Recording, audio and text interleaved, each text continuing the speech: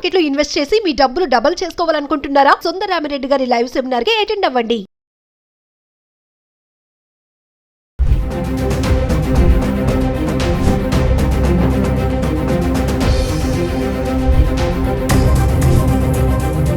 Hello viewers, welcome back to our channel. ప్రస్తుతం మనతో పాటు ఉన్నారు consumers welfare committee chairman Mandadi Krishna Reddy గారు. సార్తో మాట్లాడదాం. నమస్తే అండి. సార్, గోల్డ్ కార్డ్ మనం చాలా చూస్తున్నాం రీసెంట్గా. ఇప్పుడు ట్రంప్ కొత్తగా తీసుకొచ్చినటువంటి గోల్డ్ కార్డ్ స్ట్రాటజీ అంటే అమెరికా నష్టాల్లో ఉంది, అందుకే దీన్ని తీసుకొచ్చాను అని అంటే ఏం చెప్తారు సార్? అంటే అమెరికా ఇవాళ కొత్తగా నష్టాల్లో ఉన్నట్టు కాదు, ప్రతి దేశం కూడా కొన్ని అప్పులు తీసుకుంటుంది. అలాగే అమెరికా కూడా కొన్ని అప్పులు తీసుకుంది, కొన్ని అప్పులు కూడా ఇస్తుంది.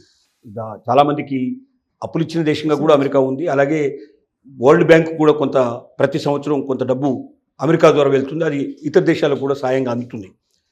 కానీ ట్రంప్ ఆలోచన ఏమిటంటే అందరికీ మనం ఎప్పుడు ఇచ్చేటువంటి స్టేజ్లో ఉండాలి తప్ప మనం ఎక్కడి నుంచి కూడా అప్పు తీసుకునే స్టేజ్లో ఉండకూడదు. కాబట్టి ఇప్పటిదాకా ఉన్నట్టు అప్పుని తీర్చే మార్గం ఏమిటి ఆలోచిస్తే తనకు తట్టింది ఏమిటంటే అమెరికాలో సెటిల్ అవ్వాలని చాలా దేశాల్లో ఉండే పౌరులు ఆలోచిస్తున్నారు. ఇప్పుడు గతంలో ఉండేటువంటి కొన్ని పద్ధతుల్లో ఏంటంటే అతనికి దగ్గర మేధస్సు కూడా ఉండాలి, శక్తి కూడా ఉండాలి, డబ్బుతో పాటుగా మేధస్సు ఉండేటువంటి వాళ్ళని మాత్రమే ఆహ్వానించాలని అంతకుముందు అనుకున్నారు. ఎందుకంటే మేధో సంపన్నమైనటువంటి దేశంగా అమెరికా ఉంటే కొత్త కొత్తవి కనిపెట్టవచ్చు, కొత్త ఆలోచనలు చేయొచ్చు, ప్రతి రంగంలో కూడా దూసుకుపోయే అవకాశం ఉంటుంది. తద్వారా ప్రపంచ ఆధిపత్యం సాధించాలని గతంలో ఉన్నటువంటి చాలామంది ప్రెసిడెంట్స్ ఆ రకమైన ఆలోచన చేశారు, ఆ ప్రభుత్వాలు. కానీ ట్రంప్ మొదటి నుంచి ఏంటంటే ఈజ్ ఏ బిజినెస్ మ్యాన్, పక్కా బిజినెస్ మ్యాన్. తనకి డబ్బు తప్ప ఇంకొక ఆలోచన ఉండదు. డబ్బు సంపాదించడం ఎట్లా, డబ్బును ఖర్చు పెట్టడం ఎట్లా, డబ్బుతో ఎన్ని సుఖాలు ఉంటాయి, ఎన్ని సంతోషాలు ఉంటాయి, ఎలా కొనుక్కోవాలి. ముఖ్యంగా స్త్రీలోలుడు, విపరీతమైనటువంటి స్త్రీలోలుడు. తనకి అనేక రకాల శిక్షలు కూడా, పెనాల్టీలు కూడా విధించబడ్డాయి. ఇప్పుడు అమెరికన్ ప్రెసిడెంట్ అవ్వడం వల్ల వాటన్నిటిని తీసి అవతల పడేశాడు. అందరికీ తెలిసినటువంటి విషయాలు. అంటే అంత ఆ రకంగా బలహీనతలు కలిగినటువంటి ట్రంప్లో ఉన్నట్టు ఒక ముఖ్యమైనది ఏంటంటే డబ్బు అన్నిటికీ అదే ముఖ్యం, మూలమైనటువంటి డబ్బు మన దగ్గర ఉంటే ధనం ఇదం మూలం జగత్ అన్నట్టుగా ధనం అనేటువంటిది ప్రధానంగా భావించేటువంటి వ్యక్తి ట్రంప్. కాబట్టి ఇప్పుడు ఏం చేస్తున్నాడు, గోల్డ్ కార్డ్ అనేది తీసుకొచ్చాడు.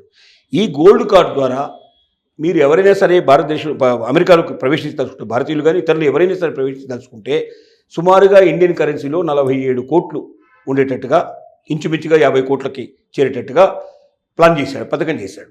అంటే దాదాపుగా ఒక 50 crores అంటే మామూలు విషయం కాదు. 47 కోట్లు 50 కోట్లు అంటే చాలా మామూలు విషయం కాదు.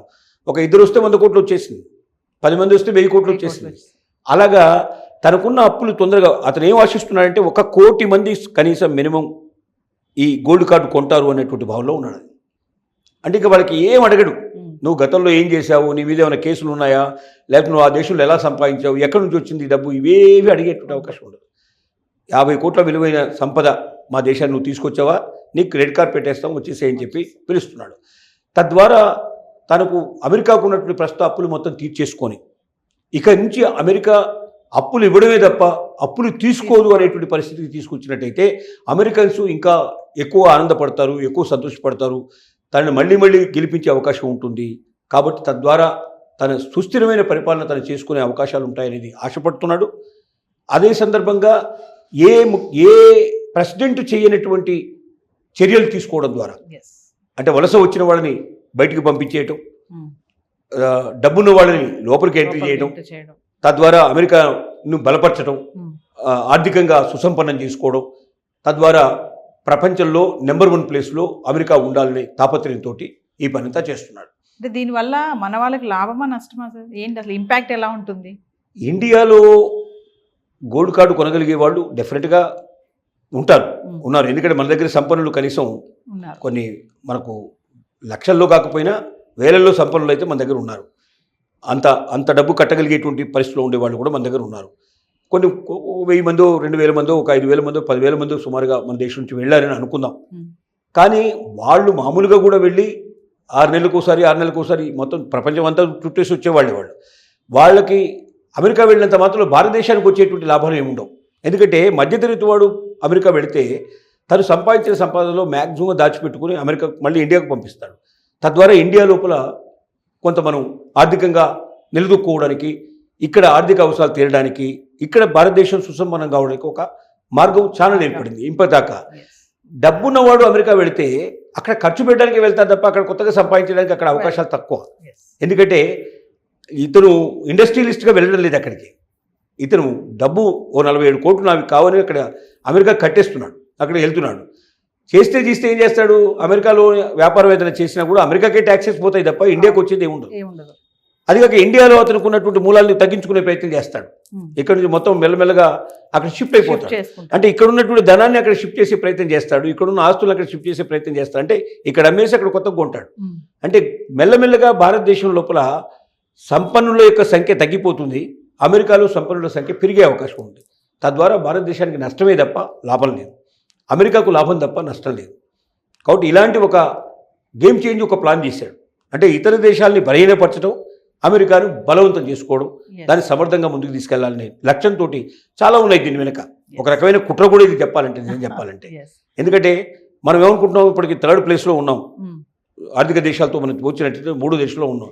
ఈ 3 నుంచి మనం ఏం చేయాలనుకుంటున్నాం, ఇప్పుడు 5 నుంచి 5వ ప్లేస్లో ఉన్నాం. మనం 5 నుంచి 3కు రావాలనుకుంటున్నాం, లేదా 2కు రావాలనుకుంటున్నాం, మనం ఆలోచిస్తున్నాం. కానీ 5 నుంచి 3కు రావడం కాదు కదా, 5లో కూడా ఉంటామా లేదా అనే అనుమానం కలిగేటట్టుగా ఇప్పుడు చేస్తున్నాడు పరిస్థితి. అంటే సార్ ఇప్పుడు గ్రీన్ కార్డ్ బ్యాక్లాగ్లో ఎవరైతే చిక్కుకున్నారో అలాంటి వాళ్ళందరికీ ఇప్పుడు ఈ గోల్డ్ కార్డ్ అనేది ఒక మంచి ఆశాకిరణంలా. కానీ ఇప్పుడు గ్రీన్ కార్డులో చిక్కుకున్న వాళ్ళు ఎవరు కూడా గోల్డ్ కార్డు కొనగలిగేటువంటి దమ్మున్న వాళ్ళు కారా? 50 కోట్లు 100 కోట్లు ఉంటే గ్రీన్ కార్డు కోసం వాళ్ళు ఎందుకు వెయిట్ చేస్తారు? ఈబీ సిరీస్లో ఉండే సిస్టమ్తో ఇప్పటికే ఎప్పుడో వెళ్ళిపోయేవాడు. 9 కోట్లు కట్టి ఇప్పటికీ అక్కడ సీరియల్లో నిలబడేవాళ్ళు చాలా తక్కువ మంది ఉన్నారు. ఎక్కువ మంది గ్రీన్ కార్డు ఎక్కువ కాలం అక్కడ ఉండటం వల్ల మామూలుగా అప్లై చేసుకునే స్థితిలోనే ఎక్కువ మంది ఉన్నారు. వీళ్ళందరికీ ఇప్పుడు అవకాశాలు లేవు. ఆటోమేటిక్గా వీళ్ళందరిగా ఆశలు ఎదుర్కొని ఇండియాకు రావాల్సిన పరిస్థితి ఏర్పడుతుంది తప్ప ఇంకా అక్కడ ఉండే అవకాశం లేదు. అంటే అమెరికాలో చదువుకుంటూ ఉన్న వాళ్ళకి గ్రీన్ కార్డ్ కనుక వస్తే, గోల్డ్ కార్డ్ కనుక వస్తే మరి జాబ్స్ అన్నీ కూడా చేయడానికి ఛాన్సెస్ ఉంటాయి వీళ్ళకి? గోల్డ్ కార్డు ఉన్నవాడు జాబ్స్ చేయొచ్చు, అక్కడ ఇక అమెరికన్ సిటిజన్ అయిపోతాడు. ఇక అమెరికన్ సిటిజన్ అంటే అమెరికాలో ఉండే అన్ని హక్కులు అనుభవించే అవకాశం ఉంటుంది. ఇక అక్కడ జాబ్ చేసుకోవచ్చు, చదువుకోవచ్చు, అక్కడ వ్యాపారాలు చేసుకోవచ్చు. అమెరికన్ సిటిజన్కి ఎంతైతే పవర్స్ ఉంటాయో అన్ని పవర్స్ దాదాపుగా ఎడకొచ్చేస్తాయి. Is a citizen. So citizenship ఎప్పుడైతే వస్తుందో ఇంకా అమెరికనే అవుతాడు అతను. ఇండియాలో అతని పౌరసత్వం కూడా పోతుంది ఆటోమేటిక్గా. కాబట్టి చదువుకునేవాడు కానీ పని చేసుకునేవాడు ఎవడైనా వెళ్ళొచ్చు. కానీ ఇప్పటిదాకా జరుగుతుంది ఏంటంటే అక్కడ చదువుకోవడానికి వెళ్ళిన వాళ్ళలో ఎక్కువ ధనవంతులు వెళ్ళడం కాకుండా మధ్యతరగతి వాళ్ళు ఎక్కువ వెళ్తున్నారు. కారణం ఏంటంటే అమెరికాలో స్థిరపడటానికి అది ఒక అవకాశం ఏర్పడుతుంది. ఎందుకంటే చదువుకున్నాక మళ్ళీ 1 సంవత్సరం 2 సంవత్సరాలు 3 సంవత్సరాలు అక్కడ ఉండడానికి వీసా ఎక్స్టెన్షన్ అవుతుంది. కాబట్టి ఆ లోపల ఏమైనా ఉద్యోగాలు చూసుకొని అక్కడ కొంచెం సెటిల్ అయ్యి తర్వాత పర్మనెంట్గా పొజిషన్ తెచ్చుకొని పర్మనెంట్గా గ్రీన్ కార్డు తెచ్చుకోవచ్చు అని ఒక ఆశతోటి ఒక్కొక్క నిచ్చెన ఎక్కుకుంటూ వెళ్ళడానికి ప్రయత్నం చేస్తున్నారు. వీళ్ళందరి ఆశలు ఇప్పుడు కూల్చేస్తున్నాడు ట్రంప్. గోల్డ్ కార్డ్ అంటే ఇంకా అది రెడ్ కార్పెట్ అన్నమాట. రెడ్ కార్పెట్ వేసి ఇంకా వెల్కమ్. ఖచ్చితంగా అసలు 50 కోట్లు ఉంటే మన ఇండియాలో అంతకన్నా గొప్పగా బతికే అవకాశాలు ఉన్నాయి. వాస్తవం చెప్పాలంటే అమెరికా వెళ్ళాల్సిన అవసరం లేదు నేను చెప్పాలంటే. కానీ అమెరికా వెళ్ళాలనే ఆశ అయితే ఇప్పటికీ ఎవరికి చచ్చిపోలేదు సార్. ఇంత నిర్ణయాలు వస్తున్నాయి, ఇంత ట్రంప్ మారుస్తున్నా కూడా వెళ్ళాలనుకునే వాళ్ళు వెళ్తూనే ఉన్నారు, ఇబ్బందులు పడే వాళ్ళు పడుతూనే ఉన్నారు. చూడాలి మరి ఎలా ఉంటుందని తర్వాత వచ్చే రోజుల్లో. అంటే కొద్ది రోజులు ఉంటుంది, తర్వాత ఆటోమేటిక్గా తగ్గిపోతుంది, ఆగిపోతుంది. హాట్ సీట్లో ఉన్నాడు కాబట్టి ట్రంప్ కొంచెం ఫైర్గా కనిపిస్తున్నాడు. Thank you sir.